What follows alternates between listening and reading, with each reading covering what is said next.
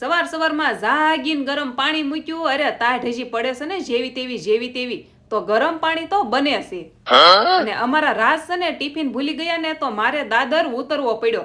અને પછી આ અમારી અગાશીને સોખી કરી નાખી.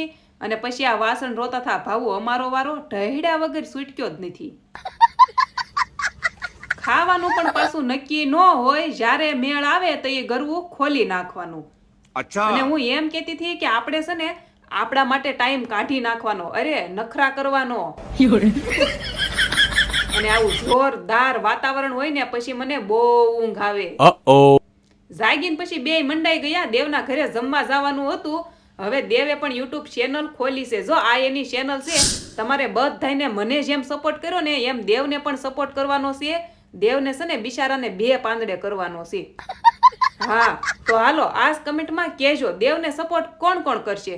તો મળીએ નેક્સ્ટ વિડીયોમાં. જય દ્વારકાધીશ. Like share subscribe.